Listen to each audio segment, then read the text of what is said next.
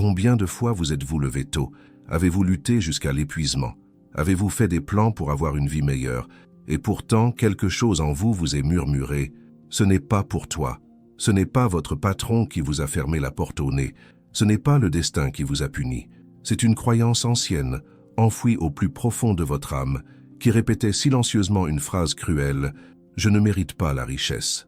Cette idée n'est pas une simple pensée passagère. C'est comme une chaîne invisible, une prison sans barreaux, mais avec de hauts murs qui entravent vos pas. Vous considérez l'argent comme une réalité lointaine, réservée aux autres, et jamais à vous. Et le plus dévastateur, c'est que vous ne réalisez souvent même pas que c'est cette croyance qui prend le dessus. Cela s'insinue lorsque vous minimisez une opportunité qui semblait trop grande. Cela apparaît lorsque la culpabilité frappe simplement parce que vous en vouliez plus. Cela vous sabote lorsque, face à une opportunité, vous pensez « Qui suis-je pour survivre à tout cela ?» C'est un sombre secret, car il n'est inscrit ni dans les livres financiers, ni dans les normes sociales. Il vit en vous comme un écho hérité de générations en générations. Et tant qu'il n'est pas démasqué, chaque pas vers l'abondance sera bloqué, comme s'il y avait toujours une force qui vous tirait en arrière. Mais il y a une vérité libératrice. Ce secret n'est pas né en vous, il a été planté. Aujourd'hui, vous verrez comment arracher cette racine invisible qui répète silencieusement depuis si longtemps. Tu ne le mérites pas. Parce que le plus gros mensonge, dit à ton âme, était celui-ci. Et c'est peut-être précisément parce que vous y croyez que votre vie financière n'a jamais prospéré comme vous l'aviez toujours rêvé. Imaginez une longue route, baignée par la douce lumière de l'aube. D'un côté, de petites maisons simples, de l'autre, des demeures étincelantes. Le chemin est le même, mais chaque voyageur l'emprunte différemment. Certains marchent, la tête haute, confiants, comme si l'abondance faisait partie de leur nature. D'autres avancent, voûtés, portant sur leurs épaules un poids invisible qui persiste à murmurer « Ceci n'est pas pour toi ». Ce poids n'a ni corps ni nom, mais il est facilement reconnaissable. Il apparaît lorsque votre salaire couvre à peine les factures. Il se manifeste par une oppression dans la poitrine chaque fois que vous désirez plus, mais que vous vous persuadez que vous ne devriez pas. Il se manifeste lorsque vous travaillez dur, que vous vous efforcez et que vous vous investissez. Et pourtant, vous avez l'impression de toujours faire un pas en avant et deux en arrière. La vie semble se répéter par cycles. Effort, petite réussite, perte, nouveau départ. Et en vous grandit le sentiment qu'une barrière cachée, un mur invisible, vous empêche de passer. C'est comme se tenir devant une porte close, entendre la musique de l'abondance de l'autre côté, mais sans la clé pour entrer. Cette frustration ne naît pas uniquement de la pénurie matérielle. Elle s'installe dans l'âme, car chaque tentative ratée suscite un doute tenace. Est-ce que je le mérite vraiment? Ce sentiment est silencieux, mais dévastateur. Il vous fait croire que la faute vous incombe, que l'échec est le vôtre, que vous ne serez peut-être jamais assez digne de posséder la richesse. Mais voici la révélation. Cette douleur ne vient pas de vous. Elle vous a été inculquée. Elle a été héritée d'une culture qui associait prospérité et culpabilité, désir et honte, et abondance et péché. Vous avez été façonné à réduire vos rêves, à vous méfier de la richesse, à croire que seuls quelques privilégiés ont le droit de vivre pleinement. C'est le sombre secret que personne ne vous révèle. Vous avez été conditionné à rejeter la prospérité avant même de l'avoir touchée. Ce n'est ni de la paresse, ni de la malchance. C'est un blocage invisible, gravé dans la conscience collective, répété de génération en génération, renforcé par le silence. Aujourd'hui, vous découvrirez la vérité derrière ce secret. Vous comprendrez comment cette croyance a été implantée en vous, comment elle a silencieusement guidé votre vie, et surtout, comment commencer à briser ce cycle. Car mériter n'est pas une réussite à prouver, c'est un droit naturel à l'existence. Et lorsque vous prenez conscience de cette vérité, vous réalisez que ce n'est jamais le monde extérieur qui vous a séparé de l'abondance. Ce n'était toujours qu'une ombre en vous. Peut-être avez-vous déjà ressenti cela au cours de votre propre voyage. De l'argent qui vous glisse entre les doigts, des efforts qui ne semblent jamais suffisants, le sentiment constant d'être tiré en arrière. Si ce fardeau a déjà fait partie de votre vie, partagez-le dans les commentaires. Dites-moi si vous avez déjà été confronté à ce blocage et d'où vous le regardez. Votre ville, votre pays. Vous découvrirez que vous n'êtes pas seul. Un réseau de personnes s'éveille en ce moment. Et si d'une certaine manière ces mots résonnent en vous, restez avec moi. Cet espace a été créé pour vous. Si ce contenu vous interpelle, abonnez-vous, non pas en cliquant sur un autre bouton, mais en choisissant de rejoindre une communauté de guérison et d'épanouissement, où les blessures invisibles sont guéries et où l'abondance est considérée comme un héritage naturel. Il y a un moment presque imperceptible qui se répète dans la vie de millions de personnes, ce moment où ils sont sur le point de faire un plus grand pas, mais une voix intérieure froide et déguisée murmure « Ce n'est pas pour toi ». Ce jugement n'est ni écrit ni proclamé publiquement. Il n'a ni visage ni propriétaire. C'est comme si un tribunal secret était installé dans l'esprit, prêt à condamner tout rêve osant naître. Ce tribunal invisible est le résultat de siècles de conditionnements qui ont lié la richesse à la culpabilité. Dès notre plus jeune âge, nous entendons des phrases comme « L'argent engendre des problèmes. Ceux qui ont beaucoup ont dû faire quelque chose de mal. La richesse nous éloigne de Dieu. » Ce sont des mots banals mais répétés d'innombrables fois à la maison, dans la rue et à l'église. Ils deviennent des graines qui germent et prennent racine dans l'inconscient. Et le résultat est dévastateur. Des générations entières apprennent à se méfier de la prospérité, à considérer le désir comme un péché et à croire que demander plus est de l'arrogance. Ainsi, même en faisant de gros efforts, même lorsqu'une bonne opportunité se présente, même lorsque la vie ouvre une porte, l'hésitation surgit. C'est comme si vous tentiez d'entrer dans un lieu interdit. Le tribunal secret frappe du marteau. Coupable. Cette condamnation silencieuse n'a rien à voir avec l'argent lui-même. L'argent est neutre, un symbole, un flux, une énergie qui ne suit que la direction fixée par votre esprit. Ce qui vous paralyse véritablement, c'est la croyance en votre indignité, gravée dans votre cœur. Combien de fois avez-vous refusé quelque chose qui aurait pu changer votre vie? Une promotion qui vous semblait trop importante, un cadeau que vous ne pensiez pas mériter, un rêve que vous avez mis de côté parce que vous pensiez ne pas en être capable. Ces décisions n'étaient pas seulement des choix rationnels, c'étaient des réponses automatiques à une phrase invisible. Tu ne le mérites pas. Le danger de ce jugement est qu'il ne se manifeste pas ouvertement. Aucun signe n'interdit de rêver. Aucune loi écrite ne nie la prospérité. Pourtant, il impose des barrières aussi solides que des murs de pierre. Il façonne les attitudes, limite les pas et sabote les chemins. Et quand on regarde en arrière, on se rend compte d'une vie de taille, comme un arbre qui aurait pu grandir énormément, mais qui a été gardé dans un petit pot. Voici la vérité qui change tout. Ce tribunal n'existe pas en dehors de vous. Il n'est pas réel. Aucun juge ne dicte ses règles. Il a été construit par des récits répétés, des croyances héritées, des voies culturelles qui ont confondu prospérité et péché. Ce jugement n'a jamais été une loi universelle. C'est juste un vieux programme, toujours en cours d'exécution dans l'esprit.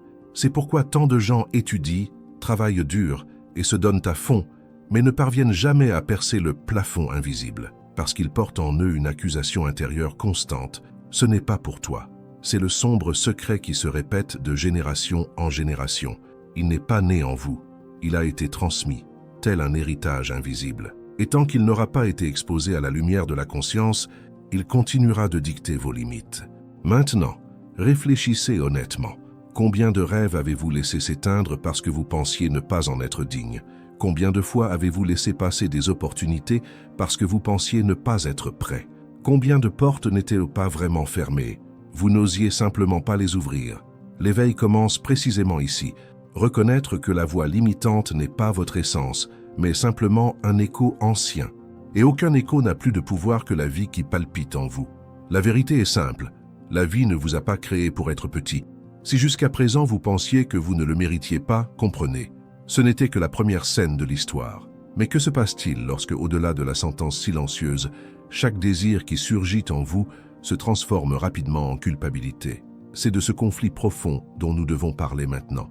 Il existe un moment délicat que chacun connaît, celui où le cœur murmure un désir. Ce n'est pas seulement un désir d'avoir quelque chose, mais un appel profond à s'épanouir, à vivre plus librement, à savourer pleinement la vie. Il est naturel de désirer plus de confort, plus d'opportunités, plus de prospérité. Cet élan fait partie intégrante du mouvement de l'existence, tout comme la graine qui veut percer la terre pour devenir un arbre, tout comme la source qui veut devenir une rivière. Mais juste après ce souffle, une ombre lourde suit presque toujours, la culpabilité. C'est comme si une voix ancienne murmurait « Vouloir trop est mal ». Le désir, né pur et légitime, commence à devenir un fardeau. Le cœur réclame l'expansion, mais l'esprit, façonné par des croyances héritées, répond Attention, cela peut être dangereux. Ce conflit intérieur est profond. Il paralyse. Ceux qui portent cette blessure ont l'impression que chaque rêve est tiré par une corde invisible. Ce n'est pas la réalité qui les retient, mais le sentiment profond d'inutilité. Et voici la racine. On nous a appris à croire que désirer est un péché, que rêver grand est de l'arrogance, qu'aspirer à plus est un signe d'orgueil. Ainsi, lorsque le désir surgit, l'autocensure suit rapidement. Tu en demandes trop. C'est là que la vie de nombreuses personnes stagne, non pas par manque de capacité ni par manque d'opportunité, mais parce que le cœur demande, et que la conscience honteuse leur ordonne de se taire. Cette culpabilité est en réalité un écho héréditaire, transmis par des phrases apparemment innocentes. Sois humble, ne désire pas trop, accepte ce que tu as. Des mots simples, mais si souvent répétés qu'ils finissent par devenir des injonctions silencieuses. N'ose pas désirer.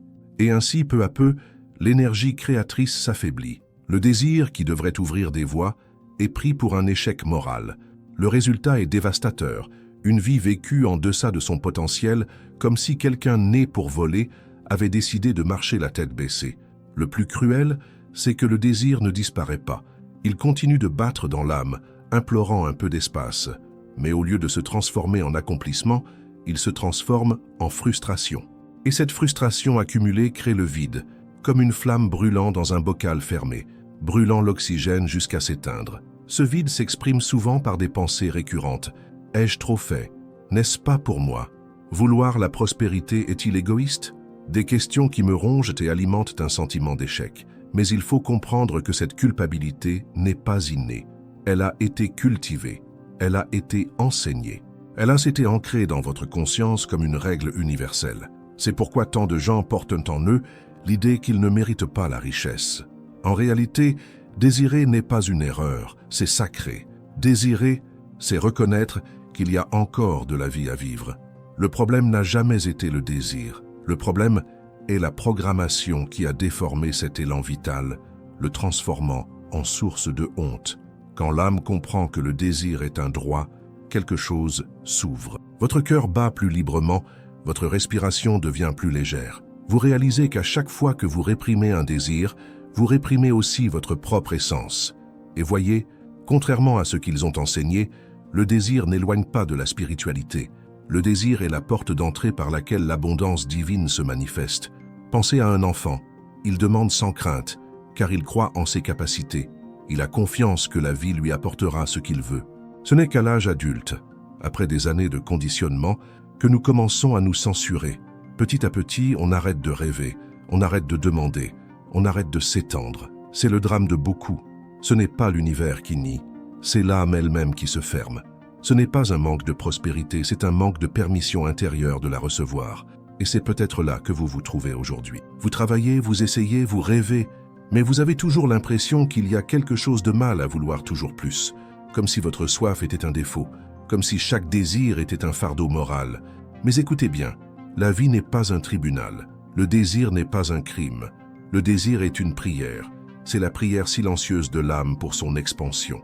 Si chaque fois que vous rêvez, vous vous sentez coupable, sachez ceci, ce n'est pas vous qui avez tort. C'est simplement le reflet d'une croyance collective qui a appris à punir ceux qui désirent plus.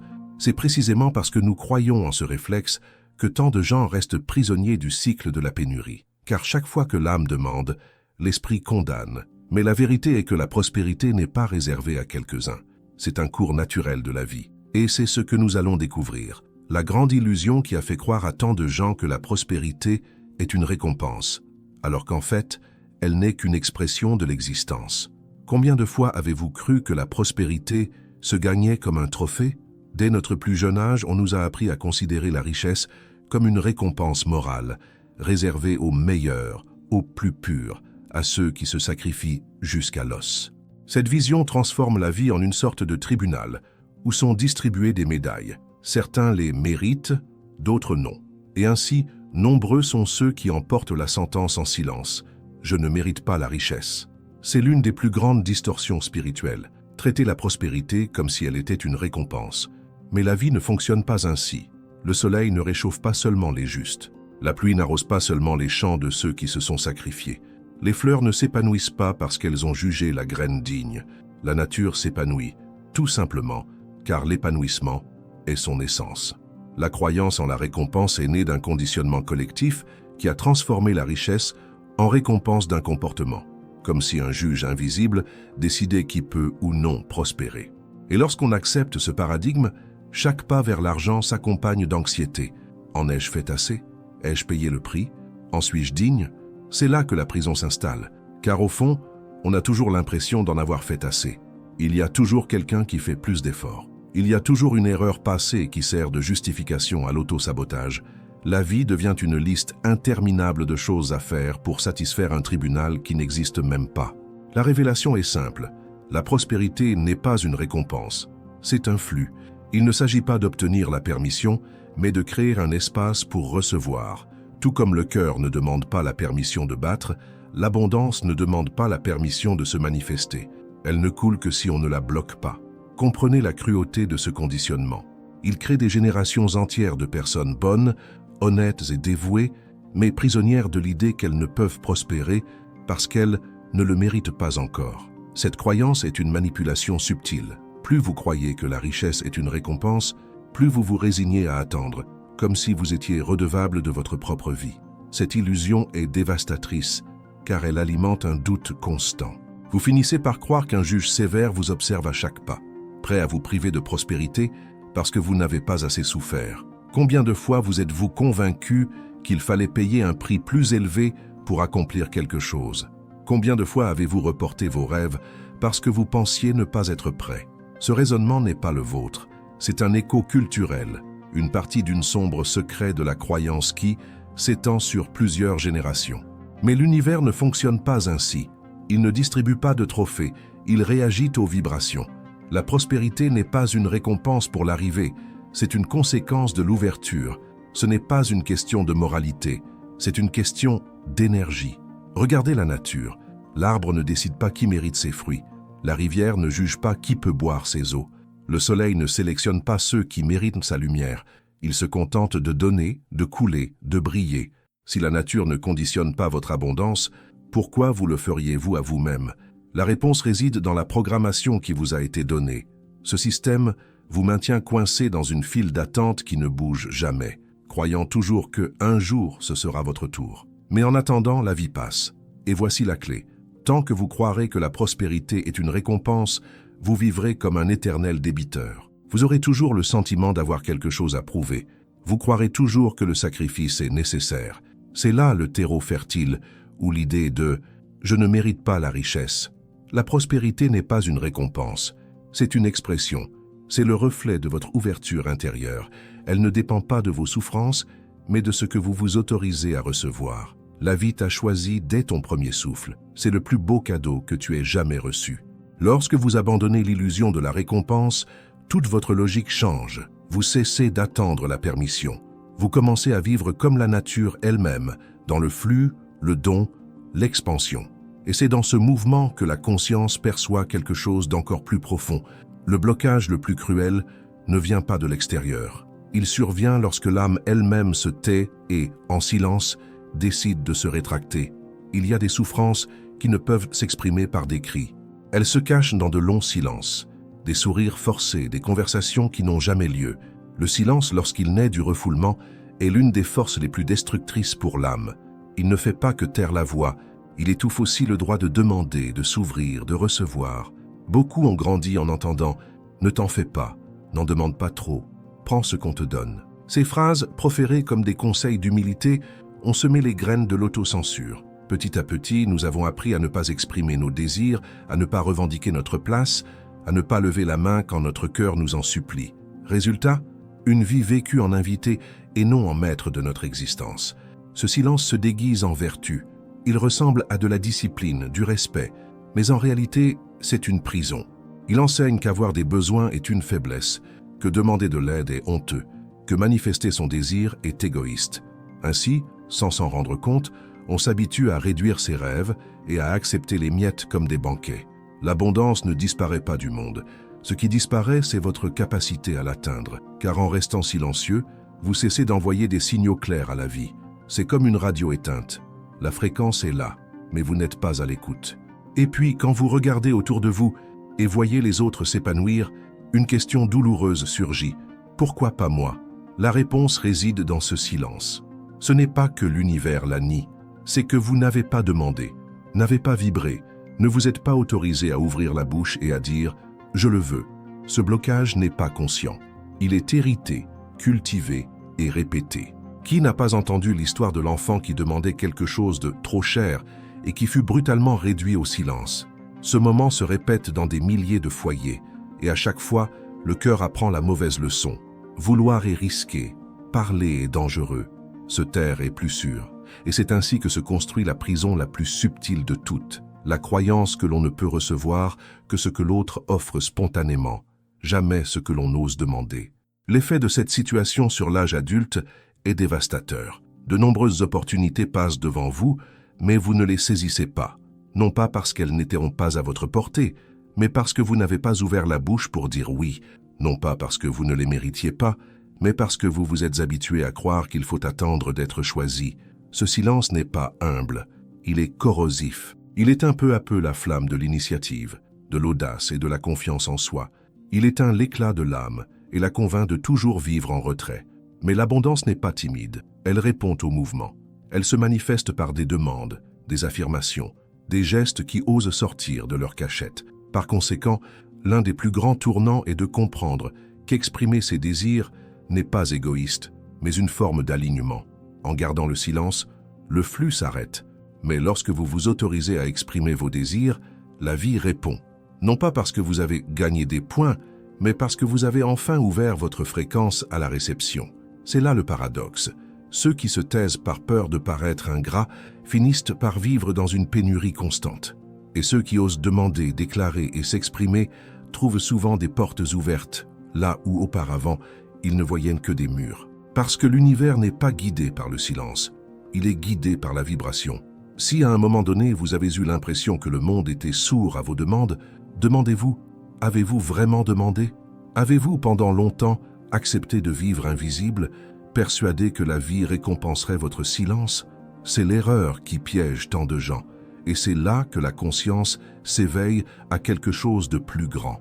L'abondance ne vient pas du silence. Elle vient de la libre expression de ceux qui osent dire leur vérité. Il arrive un moment dans le voyage où tout ce qui semblait solide se dissipe comme une brume au soleil. La vie, qui autrefois ressemblait à un tribunal permanent, se révèle comme un espace de liberté.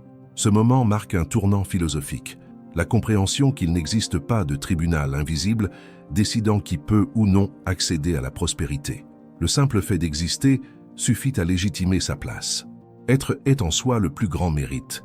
Depuis des générations, nous avons été conditionnés à croire que l'abondance est un prix, que la prospérité est une récompense, que la joie doit être payée par des sacrifices. Le sombre secret de la croyance qui a façonné des esprits et des cultures entières. L'idée que ce n'est qu'après avoir souffert, travaillé jusqu'à l'épuisement ou prouvé sa valeur devant une autorité invisible que l'on est apte à recevoir. Et lorsque cette distorsion s'installe, elle génère l'écho étouffant de « je ne mérite pas la richesse », répété silencieusement comme une prière négative qui mine l'esprit. Cette croyance n'est pas née du hasard. Elle est le fruit de traditions qui exaltaient le sacrifice et diabolisaient le plaisir, glorifiaient la privation et se méfiaient de l'abondance. Pendant des siècles, les religions, les systèmes économiques et même les familles ont véhiculé l'idée que désirer toujours plus était un péché, que la croissance était dangereuse, que briller était une arrogance.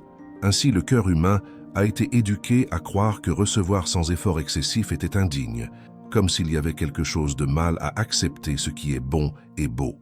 Le changement philosophique s'amorce lorsque ce récit est remis en question.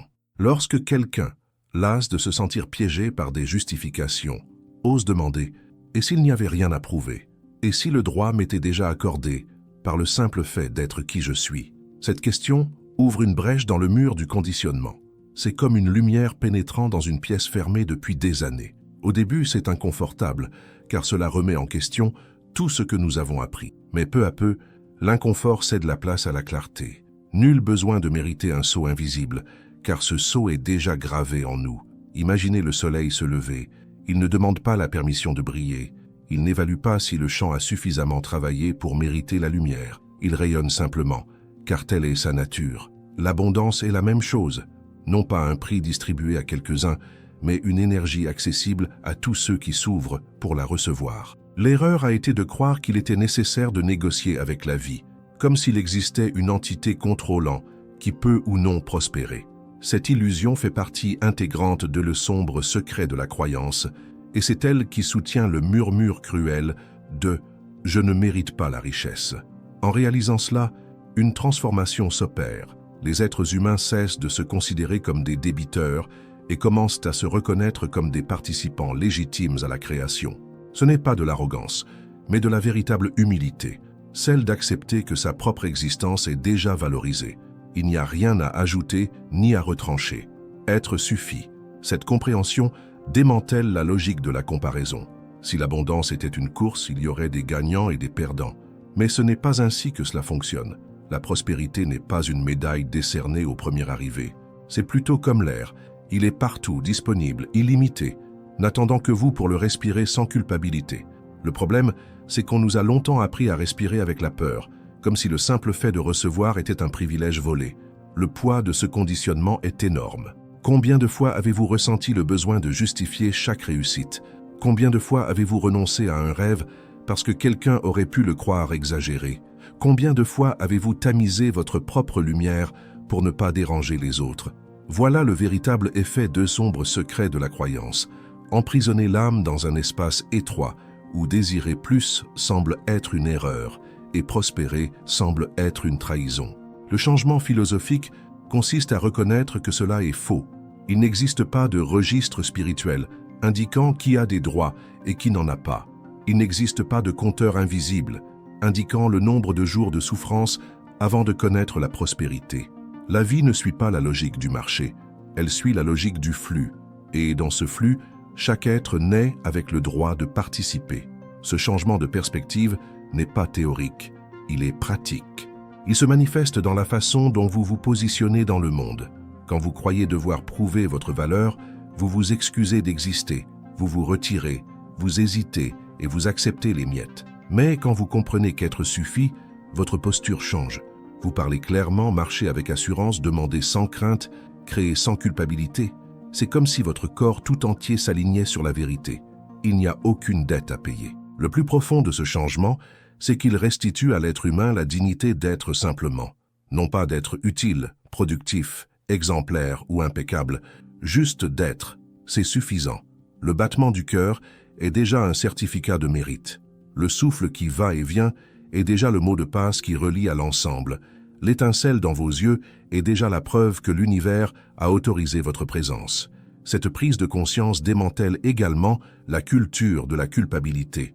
Pendant longtemps, la prospérité a semblé synonyme de trahison des valeurs. C'était comme si gagner plus était un signe d'égoïsme, comme si rechercher le confort signifiait s'indifférence à la souffrance d'autrui. Mais ce raisonnement découle précisément deux ombres secrets de la croyance, ce qui a déformé le sens de l'abondance. La prospérité ne consiste pas à voler, mais à partager. Il ne s'agit pas d'aliéner les autres, mais d'inspirer les autres. Il ne s'agit pas d'abandonner ses racines, mais de montrer que les racines peuvent pousser vers le ciel. Lorsqu'une personne vit un changement philosophique, tout autour d'elle se réorganise. Les relations changent, car il n'y a plus besoin de prouver quoi que ce soit. Le travail change car il cesse d'être un fardeau et devient une expression. Les rêves changent, car ils ne sont plus accompagnés de culpabilité. Et surtout, la façon dont nous nous percevons change, de débiteur à héritier légitime de la vie.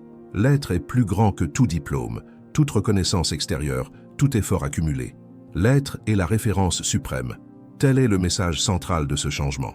Lorsqu'être est reconnu comme un mérite, la croyance « je ne mérite pas la richesse » se dissipe comme de la fumée. Et avec elle, le poids de siècles de conditionnement commence à s'évaporer. Cette prise de conscience n'élimine pas les défis, mais elle transforme votre façon de les affronter. Les obstacles cessent d'être une preuve d'inutilité et font partie intégrante du chemin. L'échec cesse d'être une condamnation et devient un apprentissage. La douleur cesse d'être une punition et devient un processus de perfectionnement. Plus rien ne doit être interprété comme un signe d'inutilité, car, au fond, vous le savez déjà, exister, c'est mériter. Et c'est à ce moment-là que la vie cesse d'être un tribunal pour devenir une scène où chaque acte n'est pas un jugement, mais une expression. Une scène où l'abondance n'est pas une récompense, mais une conséquence naturelle de l'authenticité. Une scène où l'être humain, enfin libéré des ombres secrets de la croyance, vous pouvez prendre une grande inspiration et affirmer clairement « J'existe, donc je le mérite ». C'est le changement philosophique, c'est le saut qui change tout. Quand on cesse de négocier ses droits et qu'on accepte qu'être est son plus grand mérite, la vie s'épanouit comme un jardin après la pluie. Non pas parce qu'on vous en a donné la permission, mais parce que vous avez reconnu cette permission qui a toujours existé. Tout ce que nous avons traversé jusqu'à présent nous a conduit à un point décisif. Ce n'est pas le monde qui doit changer pour que l'abondance se manifeste, mais votre conscience. Tant que votre cœur est enchaîné à l'asombre secret de la croyance, la vie semblera toujours être une route fermée, où chaque pas exige une justification, chaque rêve une permission, et chaque réussite s'accompagne d'une culpabilité. Ce conditionnement silencieux est ce qui entretient l'écho douloureux de « je ne mérite pas la richesse ». Mais l'éveil révèle un paysage différent. Il montre qu'il n'y a pas de dette spirituelle, pas de bureau d'état civil invisible qui marque votre dignité, pas de balance pesant vos erreurs et vos réussites pour décider si vous pouvez prospérer ou non. L'éveil révèle que le plus grand mérite vous a déjà été accordé dès le premier instant de votre existence. Le simple fait d'être ici, de respirer, est déjà le plus grand saut d'approbation qui puisse exister. Prendre conscience de cela, c'est comme briser d'anciennes chaînes. C'est comme allumer une torche dans une pièce sombre où, pendant des années, on s'est cru piégé. Mais en y regardant de plus près, on découvre que la porte était toujours déverrouillée. Cette prison n'était que mentale, construite par des générations qui y croyaient aussi. Sombre secret de la croyance. Lorsque vous franchissez cette porte, vous ne vous retirez pas seulement de la vie, vous ouvrez la voie à tous ceux qui viendront après vous. Cette transformation est philosophique, mais aussi profondément pratique. Elle modifie notre attitude envers l'argent, le travail, les relations et les opportunités. Ce qui était autrefois perçu comme un privilège est désormais reconnu comme un droit naturel. Ce qui était autrefois accueilli avec culpabilité est désormais accueilli avec gratitude. Ce qui était autrefois bloqué par la peur se développe désormais grâce à la confiance. Ce changement ne peut donc rester dans la tête. Il doit être vécu, incarné et respiré. Il doit devenir une pratique quotidienne, une décision constante, un rappel ferme face aux vieilles voix qui persistent à répéter le même message. Je ne mérite pas la richesse. La réponse doit désormais être différente. Je le mérite parce que je le suis. Et c'est là le point culminant. Être suffit. Ni être parfait, ni être exemplaire, ni être à l'abri des défauts. Être tout simplement. C'est cette reconnaissance qui démantèle des siècles de culpabilité et restitue aux êtres humains leur dignité essentielle. C'est cette reconnaissance qui transforme la vie en scène d'expression et non en tribunal. Je vous invite maintenant à partager dans les commentaires combien de fois cette croyance d'inutilité vous a-t-elle freiné? Combien de fois avez-vous réalisé que vous portiez ce poids invisible en vous? En écrivant, vous libérez non seulement votre voix, mais vous inspirez aussi les autres à reconnaître qu'ils ne sont pas seuls. Envoyez cette vidéo à quelqu'un qui a besoin d'entendre ce message, à quelqu'un qui est peut-être encore coincé dans sombre secret de la croyance, répétant l'écho de « Je ne mérite pas la richesse ». Et abonnez-vous à la chaîne, afin qu'ensemble nous puissions étendre ce mouvement d'éveil et d'abondance, car au final, il ne s'agit pas de demander, de mériter ou de justifier. Il s'agit de se rappeler que vous le méritez déjà, car vous le méritez déjà.